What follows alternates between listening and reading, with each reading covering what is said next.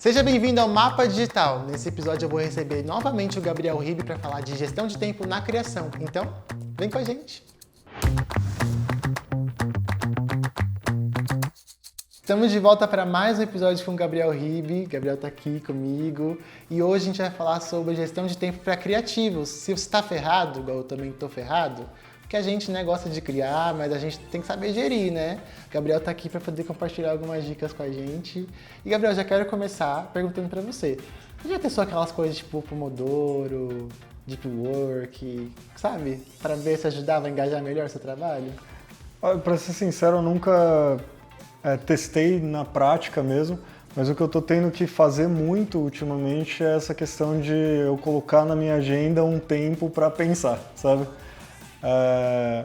Então, numa agenda muito corrida, com às vezes muitas reuniões acontecendo e tudo mais, eu estou tendo que tirar um tempo para eu vou pensar sobre essa campanha, eu quero literalmente parar e só pensar nisso um tempinho. Eu acho que existem formas melhores da gente gerenciar o tempo ainda, porque, beleza, eu vou parar uma hora para pensar sobre ela e se não for suficiente, né? Então, às vezes Você para uma hora só para pensar? Tipo, você vai escrevendo ideias assim... para pensar sobre algo específico. Tipo, tem uma campanha de tal cliente para fazer, eu vou parar um tempo aqui ou para buscar referência ou para pensar sobre isso. É algo que eu tenho feito, mas foi meio na necessidade, assim, sabe? Então, numa agenda muito corrida, onde eu consigo encaixar esses tempos para buscar essas referências, insights e tudo mais. Mas o ideal é quando a gente consegue trabalhar com prazos um pouquinho mais esticados, né? E pensar mais sobre. Mas nem sempre o prazo ideal que a gente tem, né? Não, você hoje lidera uma equipe, certo? E você incentiva eles a ter esse tempinho? Ou vocês trocam muito sobre isso? Eu faço isso para me ajudar e tal? A gente conversa bastante, inclusive a gente sempre tira semanalmente um momento para trocar sobre isso, para trazer alguma referência, alguma campanha que alguém viu que foi legal e a pessoa apresentar para todo mundo. Tanto para integração de time, quanto para justamente a gente conhecer o que está rolando no mercado, como cada um olha para isso. Mas é super importante, sim, a galera ter esse Você ponto. sente que as pessoas, os redatores, né? Pessoas criativas, têm resistência em ser organizado? Tipo, às vezes sente a necessidade e não faz porque parece que realmente tem ali uma resistência, acho que não vai travar a criatividade. Eu tenho esses dois perfis assim dentro do time, na verdade. Um perfil muito criativo e um pouco mais desorganizado e um perfil super organizado e um pouco mais dentro da caixinha. Então é bem comum as pessoas irem para um lado ou para o outro, né, dependendo do tipo de perfil. Mas aí eu acho que é bem possível a gente puxar para que a pessoa consiga ser um pouco mais dos dois. Porque os dois perfis são importantes, mas é importante que cada um deles tenha um pouco de cada um desses perfis também. Então não adianta você ser super criativo e super bagunçado ou super organizado e pouco criativo. A gente precisa de um mix ali e tentar encontrar esse equilíbrio. Você não precisa procurar ter essa dinâmica. E você, como que lidar com prazos curtos para você, tipo, não afeta a sua entrega? Porque eu acho que tem disso também, né? As pessoas têm poucos prazos, é uma pressão externa de cliente, de atendimento.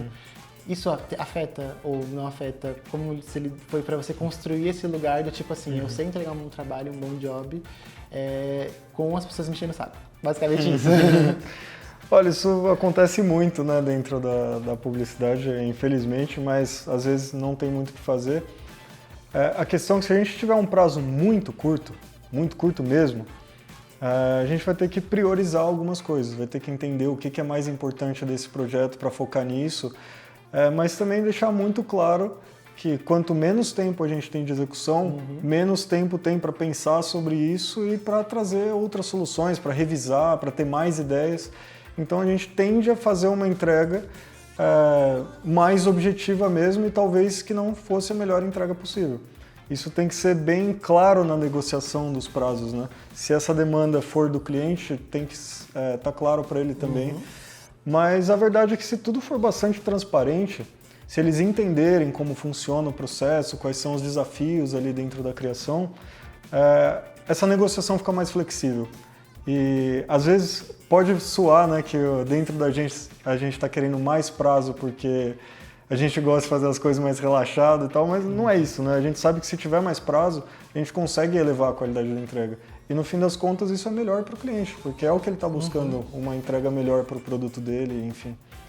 Então, eu acho que é tudo ali na base da negociação, como que a gente consegue, mas se não tiver como fazer, uma coisa que ajuda muito é você ter um banco de referências mesmo. Então, sempre que você vê alguma coisa legal, você vai salvando, vai guardando e tal, e às vezes precisa de uma ideia muito rápida, eu já tenho umas referências, às vezes ela já vem na cabeça, pô, já viu em algum lugar tal coisa e tal, então isso ajuda para conseguir trabalhar com prazos um pouco mais curtos. Você se considera uma pessoa produtiva? Sim, eu considero. Sério? Mas em alta performance ou uma pessoa produtiva normal? Cara, eu me considero uma pessoa produtiva que eu, justamente por esse ponto de organização que a gente conversou no episódio passado, de pegar algum... Eu sou muito sistemático em algumas questões quando elas vão ser questões repetitivas. Então, se eu tiver uma demanda que eu vou ter que fazer sempre a mesma coisa, vai ser algo muito... de fato repetitivo, eu estruturo algum processo de como que eu vou conseguir automatizar isso ou fazer de uma forma mais rápida para eu conseguir entregar mais em menos tempo e isso me consumir menos. E como você tem feito isso sem perder a identidade, a essência do seu trabalho? A gente precisa saber lidar com o nosso tempo mesmo, né? Com essa organização de tempo. Porque se o nosso tempo estiver muito solto, você não tem a sua agenda muito organizada, você não sabe exatamente que hora você vai fazer tal coisa, mas você pode se perder e acabar perdendo tempo. Quando o seu tempo está otimizado, você tem tudo bem organizado, você consegue se dedicar menos ao caos, sabe? E mais à eficiência em si. Então, quando você está com o seu tempo melhor organizado, você consegue pôr mais de você. Você consegue pôr a sua cara, a sua identidade, porque você tá bem organizado mesmo, está tudo redondo para que isso aconteça. Então eu acho que é possível você colocar a sua cara dentro de alta produtividade, mas é claro que isso tudo vai depender do prazo também. Se o prazo for muito absurdo, às vezes você vai ter que colocar... A gente tem sempre que lembrar dos prazos, né? Não, tem vezes que não dá. Mas isso foi uma construção até você chegar nessa coisa de ser produtivo. Sim. Levou tempo para você entender os processos. Você acha que em algum momento da sua vida a falta de gestão de tempo prejudicou o seu psicológico, sua saúde mental, sua saúde física?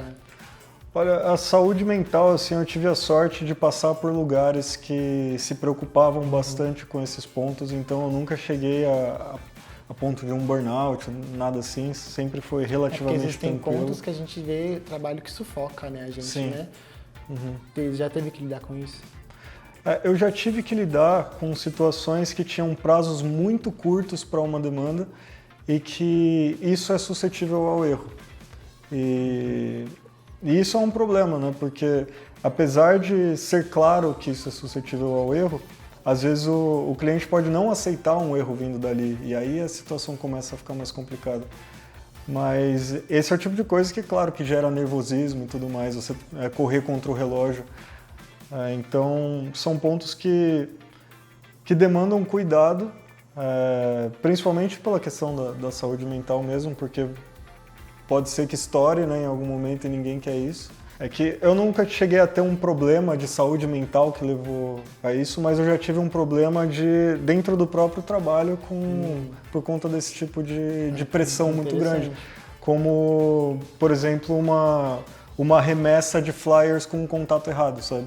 Então foi um negócio que foi para a rua, foi impresso e tal, então gerou todo um desgaste com o cliente por conta de um prazo muito apertado que não deu tempo de fazer uma revisão de algo simples. Como é que foi para lidar com esse risco?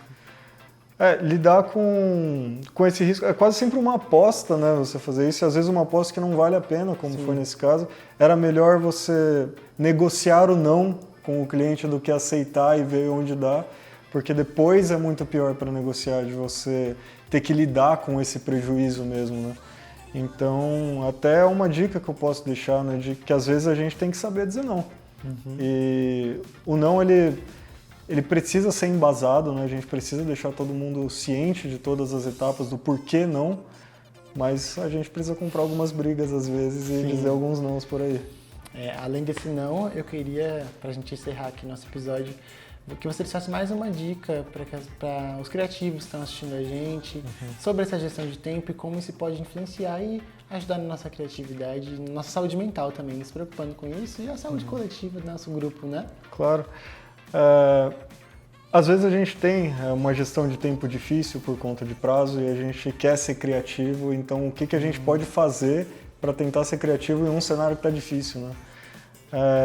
Quando eu penso em mim, algumas coisas que sempre me ajudam, se eu tiver que escrever algum texto que ele é mais emocional ou para um caminho mais assim, a música sempre me ajuda muito, né? Porque ela realmente te estimula, principalmente música sem letra, né? Música instrumental, para você não misturar sintaxes ali do que você está pensando com o que a música está contando. Mas ela estimula seu emocional e pode te levar a caminhos interessantes. E uma dica que ela parece contraditória, mas algo que ajuda bastante com a criatividade é você reduzir cenários. Então, se a gente limitar nossas opções a menos opções do que todas as opções possíveis, a gente começa a ter ideias mais fácil. Então, por exemplo, se eu te falar, cara, cria aqui para mim uma marca. Aí, beleza, mas tipo, marca do quê? Então, é tão amplo, você tem tanta opção que é mais difícil você chegar numa ideia. Agora, cria para mim uma marca de roupa que atende o público tal, eu vou reduzindo os cenários, aí já fica mais fácil você ter ideias e visualizar essa marca. Então, muitas vezes, a gente ter uma folha em branco, por mais que te dê liberdade, ela dificulta o seu caminho para chegar numa criatividade efetiva. Então, reduzir cenários é uma boa dica para você conseguir chegar ali em caminhos que vão funcionar e mais rápido do que essa folha em branco. Gabriel, muito obrigado pelo nosso papo. Eu, como criativo, adorei nossa conversa aqui. E você que está em casa ouvindo a gente pelo Spotify ou assistindo pelo YouTube, manda para o seu time, para os seus amigos que também são criativos. Certeza que eles vão gostar desse papo. As redes sociais do Gabriel vão estar na descrição aqui, nos nossos canais de comunicação. E continua ligado no Mapa Digital. Volta uns episódios para poder ouvir o Fábio falando sobre branding, o Gabriel falando sobre dados e criatividade. E continua ligado aqui no Mapa Digital e até a próxima!